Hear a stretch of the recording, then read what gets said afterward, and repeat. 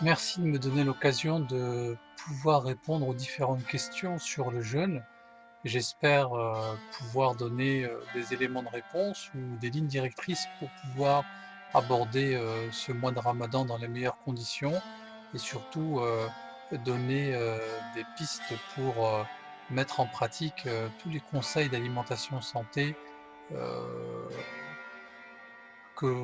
qui sont à notre disposition. Ce sera toute une série, j'espère, que l'on pourra, diffuser cela très rapidement et mettre à disposition, tout ce savoir. Alors, cette première approche, que je souhaite, donner, ce serait plutôt, de donner une généralité sur, les, le jeûne, de façon très générale. Dans pratiquement, toutes les civilisations, existent des jeûnes à caractère religieux. Dans toutes les civilisations, qu'elles soient religieuses dans le sens, le Dieu unique ou, tout autre, type, d'approche, traditionnelle religieuse, pour entrer en contact avec les divinités. Alors depuis toujours, les humains ont eu une conscience que des périodes de jeûne permettaient une réceptivité particulière, favorable à une bonne évolution spirituelle. Les juifs, les chrétiens, les musulmans, pratiquent des jeûnes, de plus ou moins longue durée. Les musulmans, ont la période de Ramadan, plus, les jours de la semaine et les 3 jours, du mois lunaire, le lundi, jeudi de chaque semaine, plus les 3 jours du mois lunaire 13, 14, 15. Le les juifs ont, quelques jours, de jeûne sec, dans l'année et les chrétiens ont le carême qui est un jeûne, hydrique.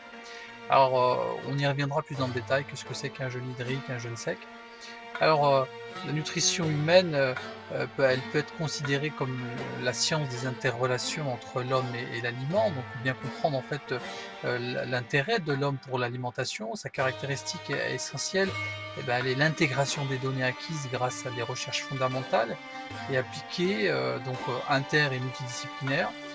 Les méthodologies en fait qui sont utilisées, sont extrêmement diverses et elles appartiennent en fait à différentes disciplines scientifiques qui ont permis de comprendre en fait comment, les humains, la relation qu'il y a entre, l'homme et l'alimentation. Alors, justement, ces interrelations entre l'homme et l'aliment, sont très variées.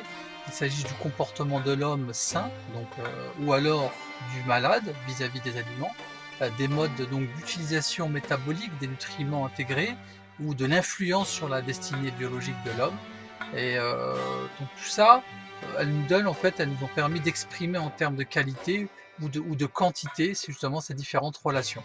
Alors dès le début de son apparition sur terre, l'homme a dû acquérir sinon une science, du moins une connaissance empirique des aliments. Mais nous ignorons en fait au niveau scientifique, combien de morts et de souffrances a coûté cette longue investigation discriminative entre l'alimentation utile, l'alimentation nocive et l'alimentation inutile. Et ça, je peux vous assurer que c'était pas aussi simple de pouvoir dresser ce qui est bon pour l'homme, les racines, les bonnes racines, les bonnes plantes, et cetera. Alors dans la plupart des civilisations anciennes, qui ont donc laissé des écrits ou transmis une tradition orale, il apparaît quand même 2 notions, qui apparaissent clairement. La notion d'aliment en tant qu'élément destiné à s'intégrer dans la constitution du corps, et ça c'est tout à fait évident, donc on va dire que c'est l'approche naturelle. Et ensuite on a, cette notion d'aliment-médicament, et ça, cette notion elle persiste encore dans de nombreux pays en voie de développement économique, mais aussi dans certaines traditions rurales des pays industrialisés, hein, c'est pas que dans les pays, les plus pauvres. En effet, donc lorsque le niveau économique d'un pays est peu élevé, l'aliment constitue le seul garant de la santé et le seul remède à la maladie. Et donc ça, c'est important de comprendre ces 2 grandes relations, au niveau, de l'alimentation santé. Alors, heu, on va se poser la question: «Pourquoi jeûne-t-on?» En première intention, pour des raisons thérapeutiques comme le faisaient les tribus les plus anciennes, les plus reculées. Le guérisseur, prescrivait le jeûne, pour le malade ou alors une diète, assez stricte. Et la seconde raison, c'est une raison spirituelle. Pour entrer en contact avec les esprits ou les divinités, on jeûnait. Alors sans faire trop d'analogies avec les grandes traditions religieuses, mais c'est aussi une des raisons, et c'est la raison principale. Le jeûne est aussi, sert à l'élévation spirituelle.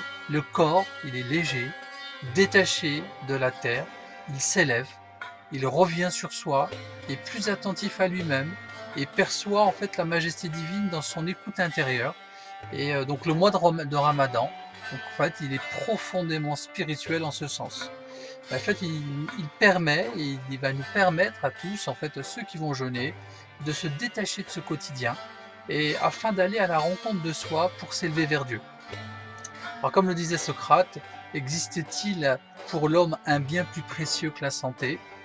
Ben, en fait, une longue vie en bonne santé ne dépend pas seulement de nos gènes, ça il faut le savoir, mais aussi de certains facteurs sur lesquels il est possible d'agir et grâce auxquels nous pouvons espérer prolonger notre existence. On sait que le jeûne va intervenir, mais aussi l'aliment et l'alimentation va intervenir. Et donc il existe bel et bien, et ça d'un point de vue scientifique maintenant on sait le dire, des pistes sérieuses pour accroître la longévité, que ce soit dans le domaine génétique ou endocrinologique, en l'absence d'une pilule miracle. La stratégie la moins improbable consisterait à manger peu. Et oui, on sait aujourd'hui, il semblerait que la frugalité ait un effet profond sur le métabolisme.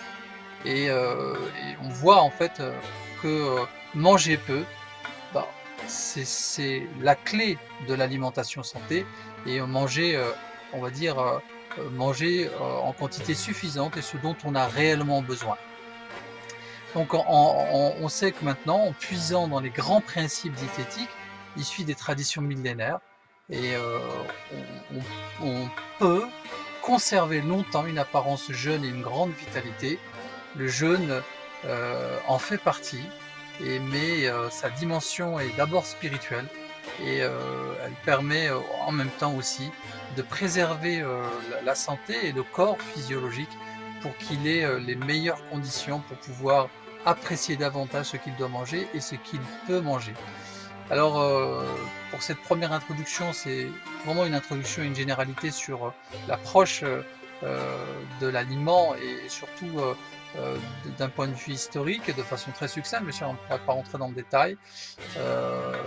Lors de cette seconde partie, on essaiera d'entrer un peu plus dans le détail et on ira un peu plus loin dans la démarche en fait alimentaire et du mois de Ramadan et pendant le jeûne, surtout les bienfaits du jeûne et comment pouvoir aborder ces différentes phases que l'on va vivre pendant ces 29 et 30 jours. Merci et à la prochaine fois.